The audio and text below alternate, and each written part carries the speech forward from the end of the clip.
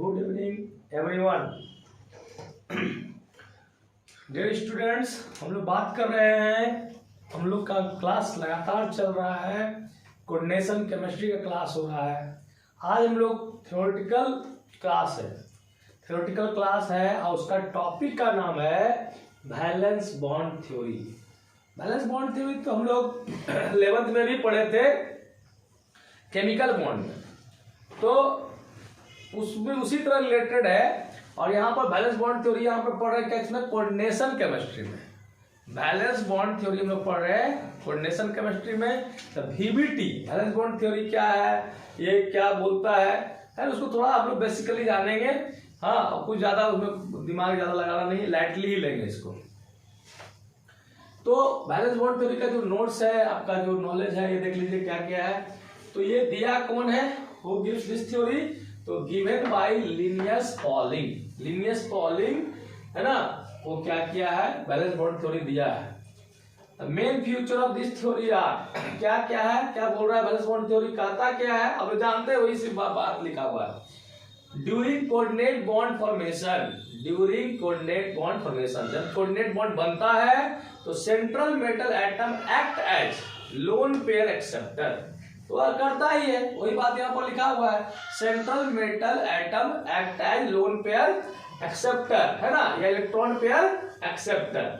For this, और वो accept करता है, लोन पेयर को लेता है, इलेक्ट्रॉन पेयर को लेता है। For this central metal atom ion provide vacant orbitals, तो वह क्या करता है, जो सेंट्रल मेटल है वो क्या करता है, प्रोवाइड करता है वैकेंट ऑर्बिटल। जैसे मान लिया जाए आपका क्या है, कॉम्प्लेक्स कंपाउंड है, ठीक नहीं, और मान लिया K4 है, Fe है, CN6 है, फॉर एग्जाम्पल। ये सेंट्रल मेटल है, सेंट्रल मेटल आइटम का ये आयन का ये, और ये क्या है, लिगेंड है।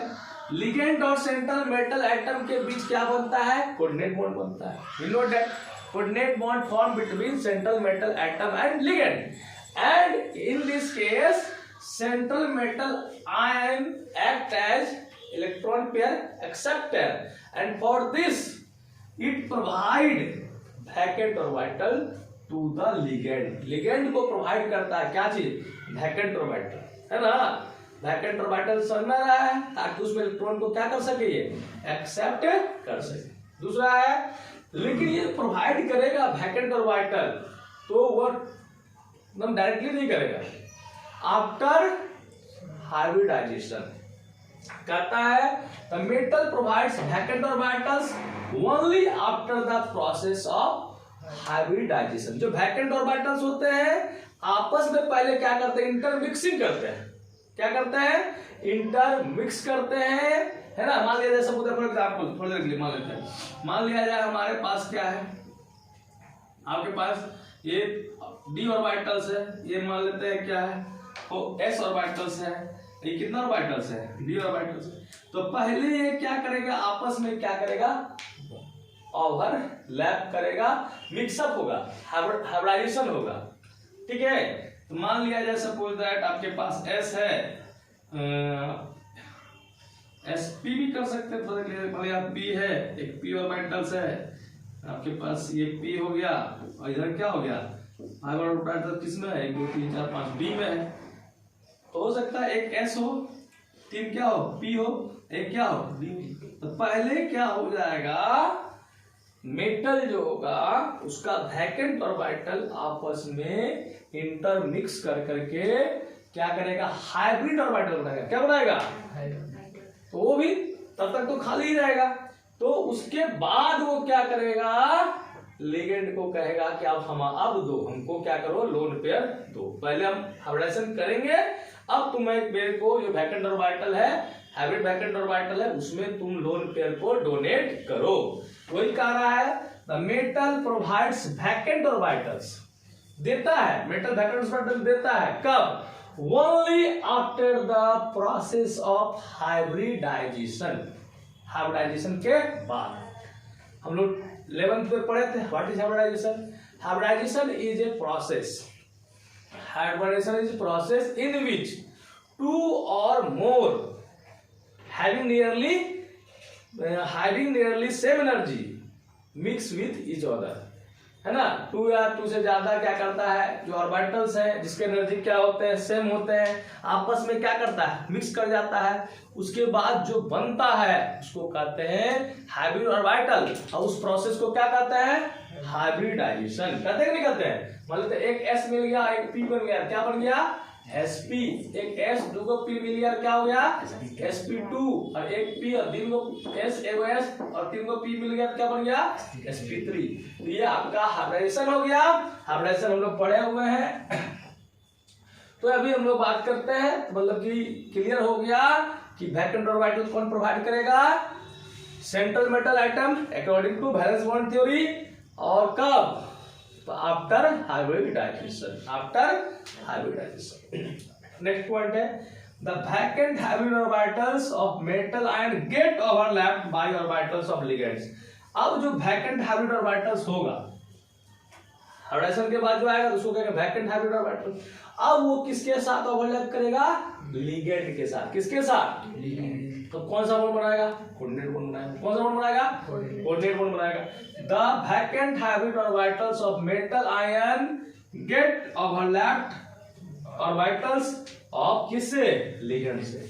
मतलब का जो वैकेंट हाइब्रिड ऑर्बिटल्स होगा मेटल का और लिगेंड का, दोनों क्या करेगा, ओवरलैप करेगा ऑर्बिटल्स, और कौन सा बॉन्ड बनाएगा, कोऑर्डिनेट बॉन्ड। कौन सा बॉन्ड बनाएगा, कोऑर्डिनेट बॉन्ड बनाएगा।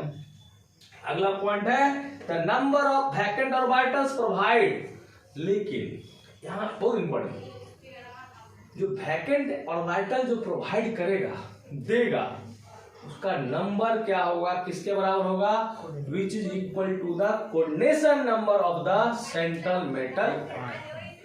Number of vacant orbital provided by central metal atom is equal to the क्या चीज, coordination number of central metal atom. The number of vacant orbitals provided is equal to the coordination number of central metal atom. Okay, ये सारे क्या थे, valence bond theory का कुछ points है, इसको याद कर लेना है। फिर से अगर मैं दोहरा देता हूं, according to valence bond theory, coordinate bond formed between central metal atom and ligands, है ना। and for this purpose central metal atom provide vacant orbitals and ligand donate lone pair electrons. लेकिन when central metal atom provides vacant orbital after the process of hybridization, after the process of hybridization, how many number of vacant orbitals provided by central metal atom equal to coordination number. समझ में आ गया। So these are main points of valence bond theory. Write down.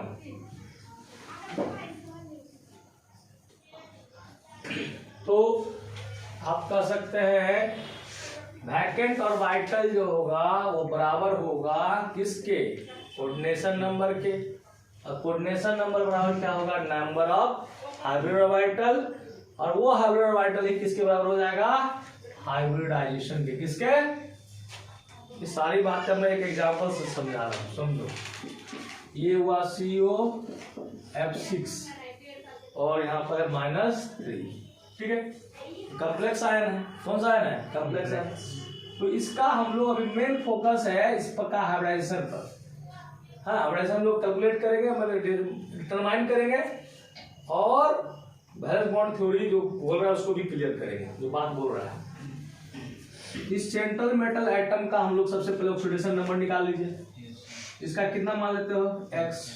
F का कितना होता है, -1 multiply 6 -6 equal to कितना, -3। Solve कर लोगे, 3 ठीक है। कोबाल्ट यहाँ क्या है, +3 में है।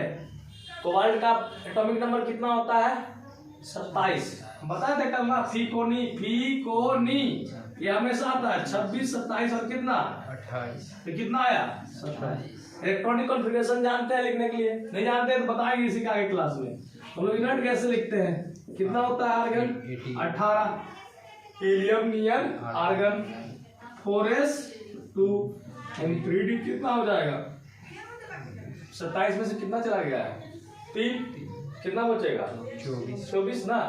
18 2 20 20 और 7 कितना हो गया, 27, लेकिन निकालना कितना है 24, 3 इलेक्ट्रॉन निकालना। कितना इलेक्ट्रॉन निकालना है 3, तो पहले इलेक्ट्रॉन किससे निकलेगा बाबू, मैक्सिमम ऑर्बिट नंबर से। किससे, मैक्सिमम यहाँ 4s है और यहाँ क्या चीज है 3d है। पहले किससे निकाल रहे हैं 4s से कितना निकाल लेंगे 2, इससे कितना निकाल लेंगे 1, तो क्या हो जाएगा 4s 0 3d 6।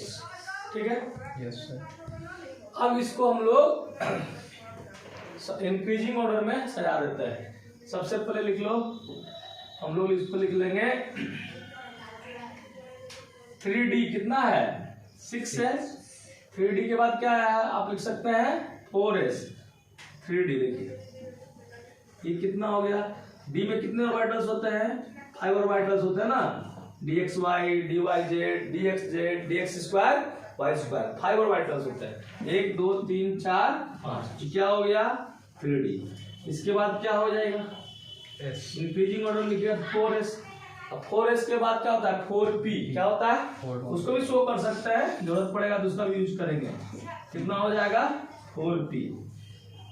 अब देखो d के पास कितना इलेक्ट्रॉन है 6 हुंड्स रूल के अनुसार है ना। हुंड्स क्या करता है इलेक्ट्रॉन पहले क्या होगा एक एक करके जाएगा, फिर क्या होगा डबल होगा। हुंड्स रूल क्या करता है पहले इलेक्ट्रॉन फिलिंग कैसे होता है एक एक करके। हुंड्स कहता है कि जो कमरा में इलेक्ट्रॉन जाएगा पहले सिंगली फिर क्या होगा डबलिंग। तो देखो ये क्या है 6 है, 1 2 3 4 5 और कितना 6 हो गया। इसकी ये स्थिति है। अब यह कोऑर्डिनेट बॉन्ड बनाएगा किसके साथ फ्लोरीन के साथ। किसके साथ लिगेंड के साथ है ना। और यह क्या करेगा वैकेंट ऑर्बिटल प्रोवाइड करेगा। कितना प्रोवाइड करेगा वैकेंट ऑर्बिटल, तो कोऑर्डिनेशन नंबर के बराबर। तो कोऑर्डिनेशन नंबर का कितना है यहाँ पर आप लोग बताइए, कोऑर्डिनेशन नंबर यहाँ कितना है, what is the coordination number of 6 है। कितना है 6 है। ओके, मतलब कि वैकेंट ऑर्बिटल कितना प्रोवाइड करेगा 6। अब हम लोग के पास क्या है अभी क्या है वैकेंट ऑर्बिटल अभी कितना है 1 2 3 और कितना है 4। कितना चाहिए 2 और चाहिए ना। तो हम लोग 4s 4p 4d भी जाते हैं, क्या सकते हैं 4d बढ़ेंगे हम लोग 1 2 3 4 और 1 2 3 4 5। ओके, इसको क्या नाम हो गया।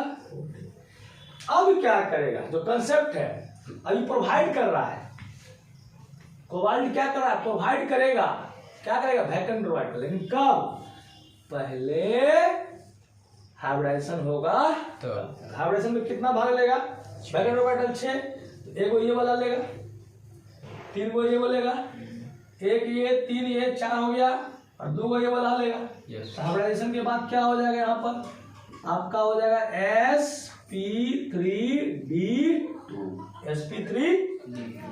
अब जो हुआ ये बनेगा हाइब्रिड ऑर्बिटल। क्या बनेगा अब ये लिगेंड क्या करेगा यहाँ पर एक लोन पेयर देगा, यहाँ पर एक लोन पेयर देगा, यहाँ पर लोन पेयर देगा, यहाँ देगा, यहाँ देगा और इस तरह F और कोबाल्ट के बीच क्या बन जाएगा कोऑर्डिनेट बॉन्ड। क्या बन जाएगा और इस तरह हाइब्रिडाइजेशन इस कंपाउंड का कितना आ गया sp3d2 sp3d2। समझ में आ गया ओके है डाउट है नो डाउट राइट डाउन।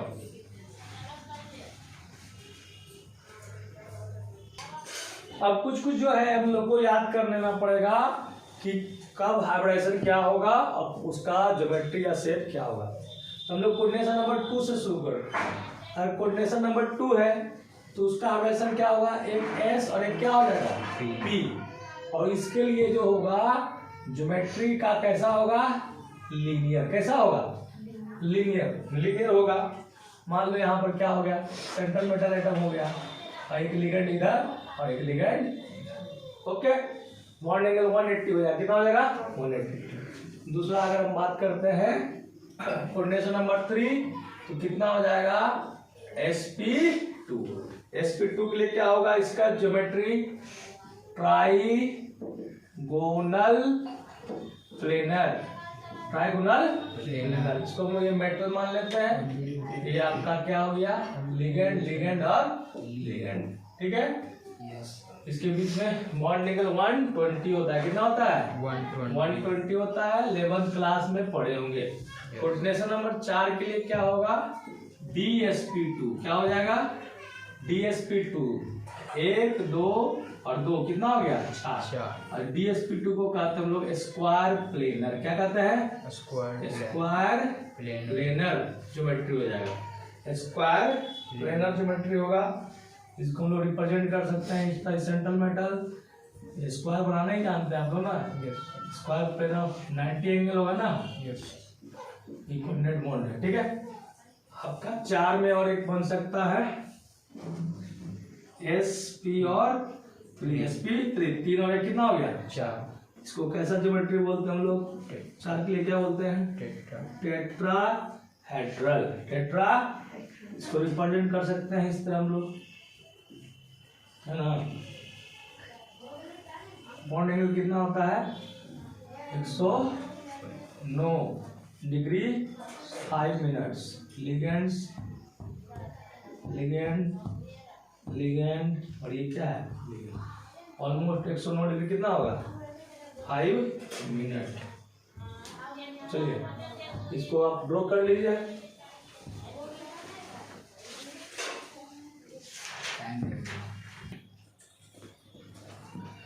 पांच के लिए हाइब्रिडाइजेशन क्या होगा, sp3d या dsp3, है ना, वो बताया जाएगा किस कंडीशन में क्या होगा। अभी आप कर सकते हैं, 5 में हो सकता है sp3d हो, या यह भी प्रोबेबिलिटी है dsp3। d के 5 ऑर्बिटल्स होते हैं, dxy, dyz, dxz, dx2y2 और dz2।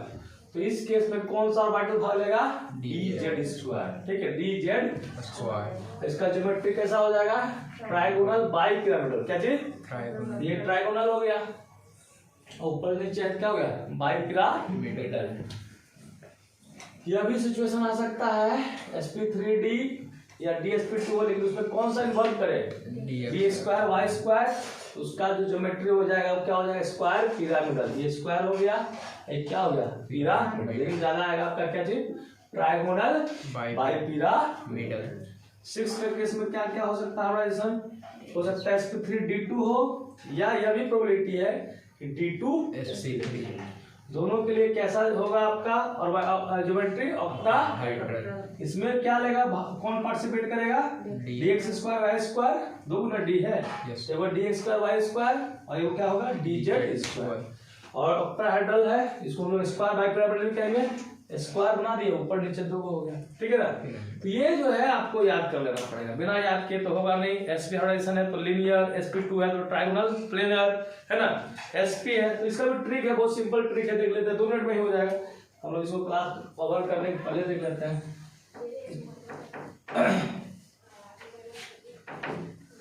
देख लीजिए, बहुत सिंपल है। 2 के लिए क्या बोले थे, sp तो क्या हो गया, लीनियर। 3 है ना, 3 के लिए क्या होता है, 3 को क्या कहते हैं, क्या कहते हैं, ट्राइगोनल प्लेनर। 4 के लिए हम लोग क्या करते हैं, 4 के लिए तो dsp2 होगा, 4 क्या होगा, स्क्वायर हो गया, स्क्वायर dsp2 ना, हाँ dsp2 भी होता है, तो उसके लिए क्या होगा, स्क्वायर प्लेनर, क्या हो जाएगा, और एक 4 के लिए क्या होगा, sp3, तो उसके लिए क्या हो जाएगा, 4 को क्या कहेंगे, टेट्राहेड्रल, क्या कहेंगे, तो 4 को हो गया, 1 2 3 और कितना, 4, ठीक है। 5 के बारे में आते हैं, कितना आते हैं, 5 का जो भी होगा तो उसमें हम 3 2 में तोड़ेंगे, कितने में तोड़ेंगे, 3 2। 3 को क्या कहेंगे, ट्राइगोनल, क्या कहेंगे, ट्राइगोनल बाइपिरामिडल, क्या कहेंगे, ट्राइगोनल बाइपिरामिडल। 6 को क्या बोलेंगे, 8, क्या बोलेंगे, 8 को क्या बोलते हैं, ऑक्टाहेड्रल। इस तरह लॉजिकली हम लोग क्या करेंगे, इसको याद कर लेंगे, ओके। तो आज हम लोग हाइब्रिडाइजेशन अभी शुरू हुआ है, और कोऑर्डिनेशन केमिस्ट्री में हाइब्रिडाइजेशन से बहुत ज़्यादा क्वेश्चन रहता है। नेक्स्ट क्लास में इसका जो एप्लीकेशन है और इससे जो रिलेटेड क्वेश्चन है उसको बताया जाएगा। आपको मेरा वीडियो अगर अच्छा लग रहा है तो उसको लगातार उसको शेयर करें और स्टूडेंट्स के पास भेजें, और सब्सक्राइब करें जो नए स्टूडेंट्स हैं। Thank you for watching my video.